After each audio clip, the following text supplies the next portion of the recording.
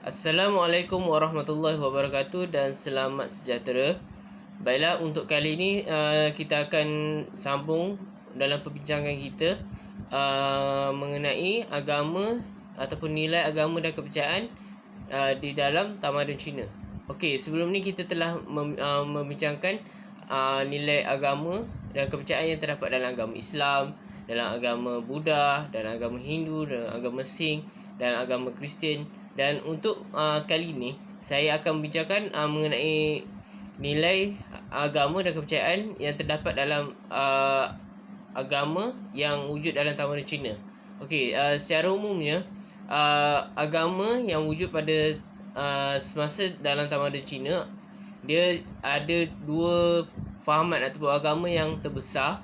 Yang pertama adalah agama Taoism dan yang kedua adalah agama Confucius ataupun Confucianism.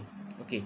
Jadi pada mulanya saya akan menerangkan mengenai agama Taoism. Apa itu agama Taoism dan siapa pengasas dia? Dan kemudian kita akan lihat apa nilai-nilai agama yang terdapat dalam agama Taoism ni. Okey.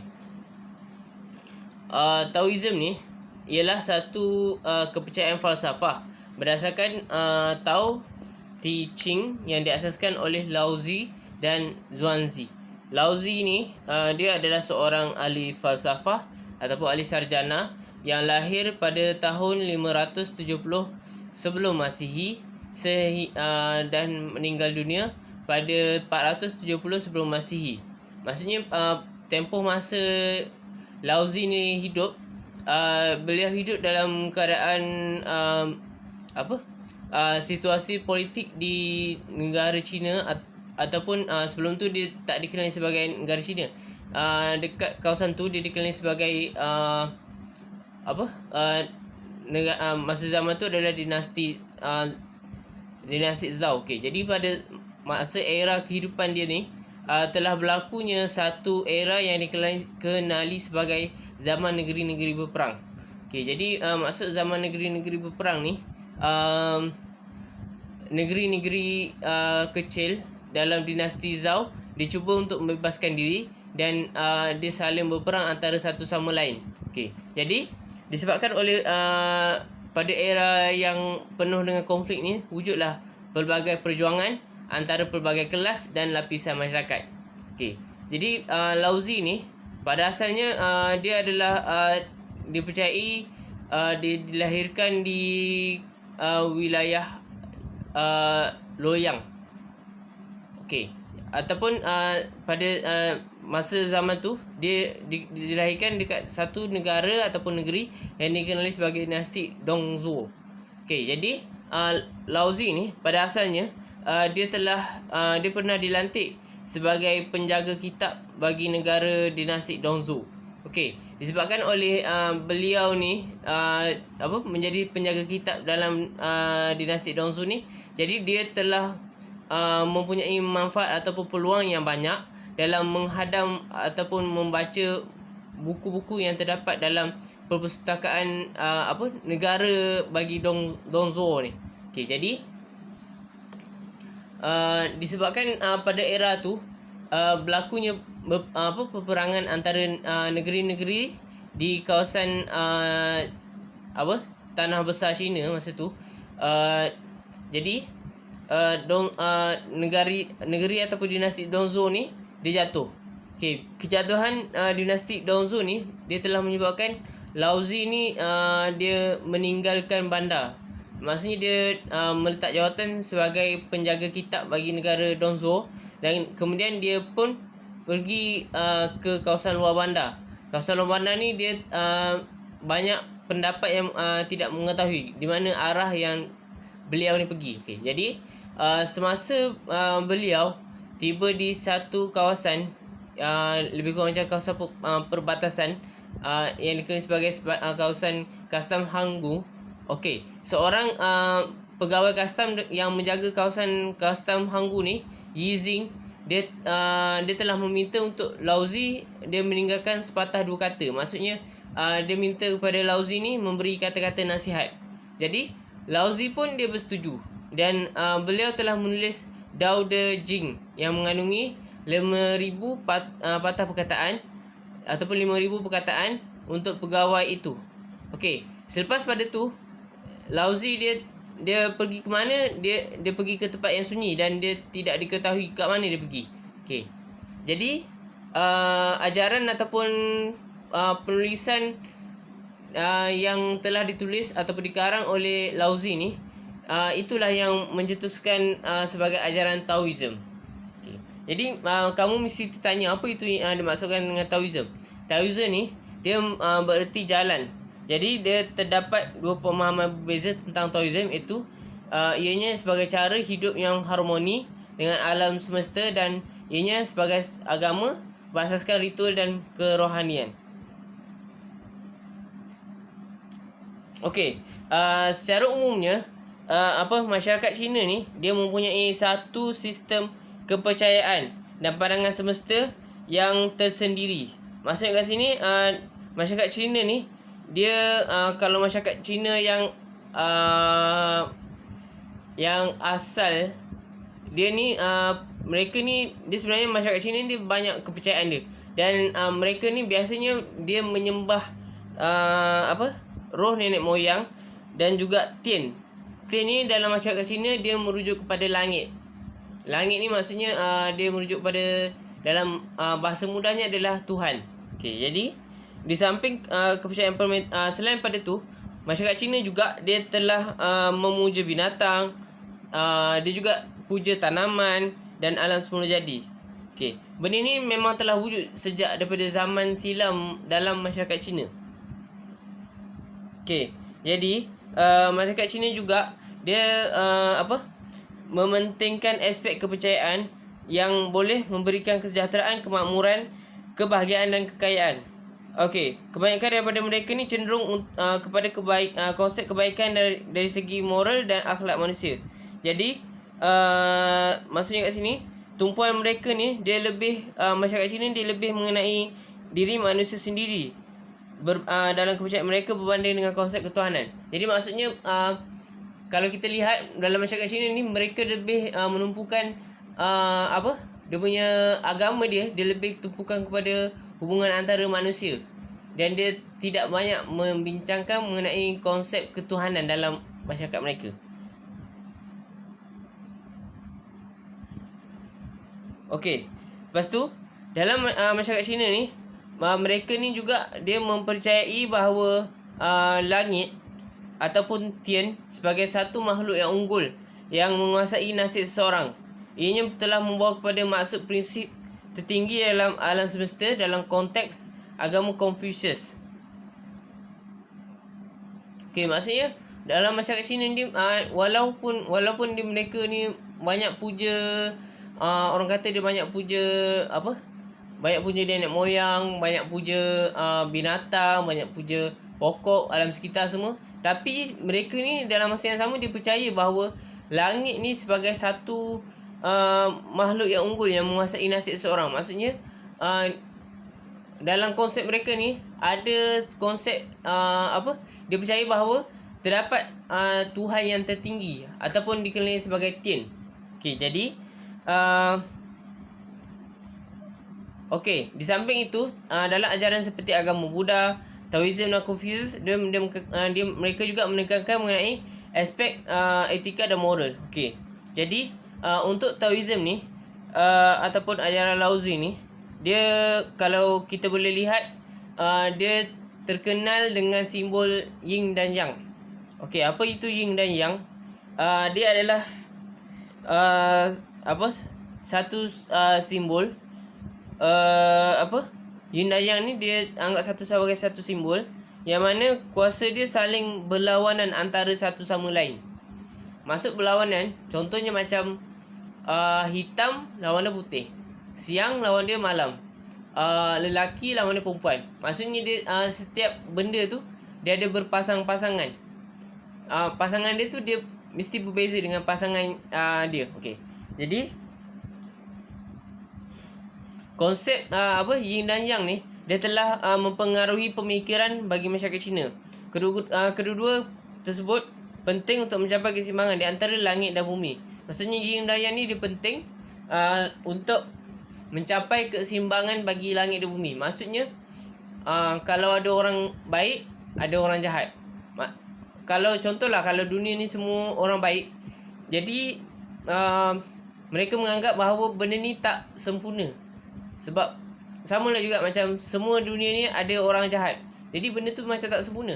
Jadi kesempurnaan dia adalah macam kalau baik dengan buruk, siang dan malam, muda dengan tua, lelaki dengan perempuan. Itulah konsep kesempurnaan dalam bagi pemahaman masyarakat Cina. Okay, kita tengok apa ajaran Laozi. Okey, dalam ajaran Laozi ni, dia telah menerangkan bahawa yang pertama, Dao melahirkan satu. Okey, Dao adalah semula jadi, akan hasilkan sesuatu yang harmoni. Okey. Lepas tu, ajaran yang kedua Laozi ni, satu melahirkan dua. Satu keadaan harmoni boleh membawa kepada yin dan yang. Okay. Lepas tu, yang ketiga, dua melahirkan tiga. Dua melahirkan tiga ni adalah bermaksud daripada interaksi yin dan yang telah menghasilkan tiga perkara, iaitu Tian, iaitu syurga, Di, bumi, dan Ren. Ren tu manusia. Jadi yin dan yang ni, interaksi antara yin dan yang ni telah menghasilkan Tian, Di dengan Ren. Okey. Kemudian yang keempat, tiga melahirkan segala makhluk. Jadi perkara yang tadi tu kan, Tian, Di dan juga Ren, dia telah melahirkan segala makhluk dan segala benda dalam alam semesta. Itu adalah konsep bagi kepercayaan bagi masyarakat Cina dalam ajaran Laozi ataupun Taoism. Okey, baik, seterusnya kita pergi kepada agama yang kedua yang terdapat dalam tamadun Cina, iaitu ajaran Confucianism. Okey.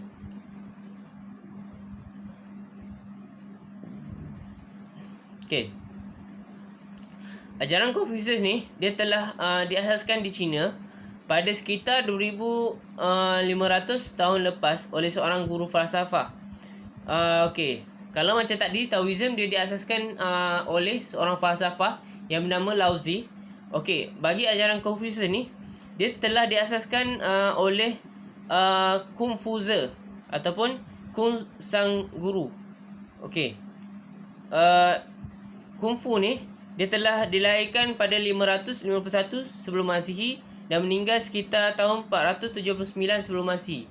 Maksudnya Confucius ni, Confucius ni, dia adalah lahir sezaman ataupun dia pernah berjumpa dengan Laozi ni. Okey. Jadi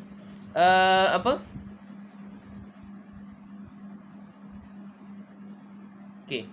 Confucius ni, dia dianggap sebagai Confucius yang dianggap sebagai guru yang pertama. Walaupun sebelumnya telah terdapat guru-guru lain, namun mereka merasakan bahawa beliau ni lebih tinggi martabatnya daripada guru-guru yang lain. Okey. Jadi dalam ajaran Confucius ni, dia lebih menekankan pendidikan moral tentang 5 hubungan sesama manusia dan 8 nilai mulia dalam perspektif moral. Okey, apa itu 5 hubungan mulia sesama manusia? Okey. Yang pertama adalah hubungan antara anak dan juga ayah. Yang kedua adalah hubungan antara adik-beradik. Yang ketiga adalah hubungan antara suami isteri. Yang keempat adalah hubungan antara golongan muda dan golongan tua. Dan yang ketiga adalah yang kelima adalah hubungan antara raja dengan rakyat ataupun hubungan pemimpin dengan masyarakat. Okey, jelas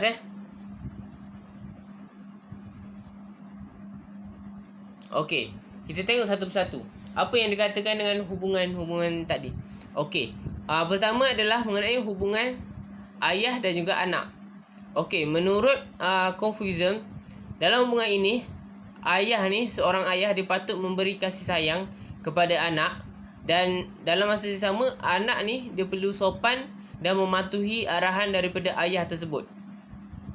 Itu yang pertama. Yang kedua, hubungan antara abang dan juga adik-beradik. Dalam hubungan ini, abang ni dia perlu bersikap peramah kepada adik-beradik, dan adik perlu hormat dan bersikap sederhana pada abang. Okey, jelas Yang ketiga adalah hubungan antara suami dan isteri. Okey. Jadi dalam hubungan suami dan isteri ni, menurut Confucius, suami ni dia perlu bersikap lebih jujur dan benar pada isteri, iaitu mematuhi kod peraturan dalam masyarakat, manakala isteri ni dia perlu patuh kepada suami. Okey, jelas Yang keempat adalah hubungan antara golongan tua dan golongan muda. Okey, golongan tua ni dia sebagai golongan tua, dia patut berperi kemanusiaan dan bertimbang rasa pada golongan muda. Manakala golongan muda pula, dia patut menghormati dan meletakkan kepentingan golongan tua sebagai keutamaan dengan memikirkan keinginan dan pengalaman golongan tua. Okey, jelas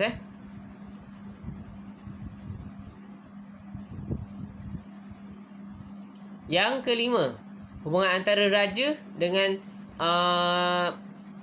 rakyat ataupun pemimpin dengan masyarakat. Okey. Jadi kat sini Confucius dia menegaskan pemimpin ni dia perlu memikirkan kebajikan rakyat dengan bertimbang rasa dan sayang kepada rakyat. Manakala rakyat pula sebagai timbal balas, dia kena memberikan kesetiaan kepada pemimpin. Okey, jelas Okey. Pengajaran Confucius daripada 5 hubungan di atas ni adalah sekiranya setiap pihak tahu berkelakuan dalam keadaan stabil dan aman dan makmur. Okey, maksudnya dalam hubungan ni, 5 hubungan tadi, sekiranya semua pihak ni dia tahu dalam berkelakuan baik, jadi setiap hubungan tu dia akan melahirkan keadaan yang stabil dan aman makmur. Okey, jadi sehingga hari ini, kalau kita tengok masyarakat Cina dekat Malaysia ni, mereka sangat mementingkan kekeluargaan. Contohnya, kalau kita tengok dalam Raya Cina, mereka biasanya akan berkumpul beramai-ramai untuk sambut Hari Raya Cina. Okey. Selain daripada hubungan 5 hubungan yang tadi tu yang saya sebut tadi, Confucius juga dia telah menerangkan ataupun mengutamakan 8 nilai moral dalam kehidupan. Okey. Apa yang dikatakan sebagai 8 nilai moral dalam kehidupan? Okey, yang pertama adalah Ren. Ren dekat sini adalah bermaksud baik hati.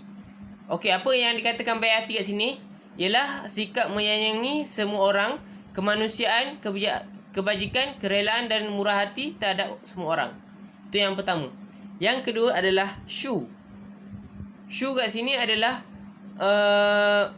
meliputi murah hati, toleransi dan belas kasihan serta melibatkan hubungan diri individu dengan orang lain. Itu Shu. Yang seterusnya adalah Li.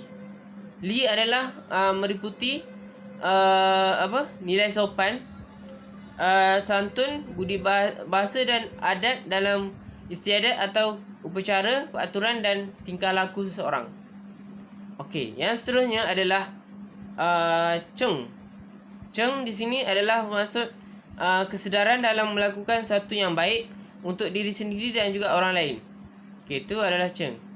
Yang seterusnya adalah Yi. Yi kat sini adalah maksud membuat sesuatu dengan cara yang betul dan patut dalam situasi tertentu yang motif tersebut suatu benda ni dia maksudnya niat dia tu lebih penting daripada hasil dia. Okey.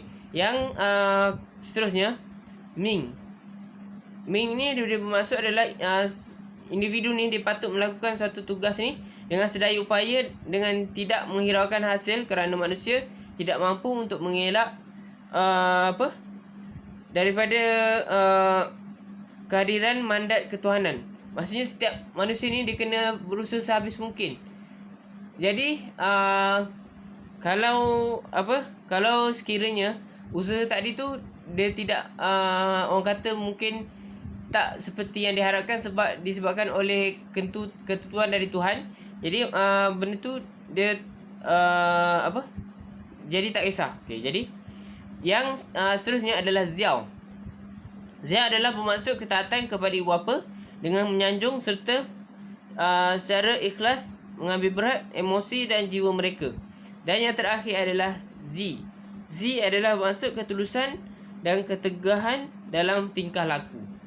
Okey, itu sahaja 8 orang kata 8 nilai murni yang terdapat dalam ajaran Confucius.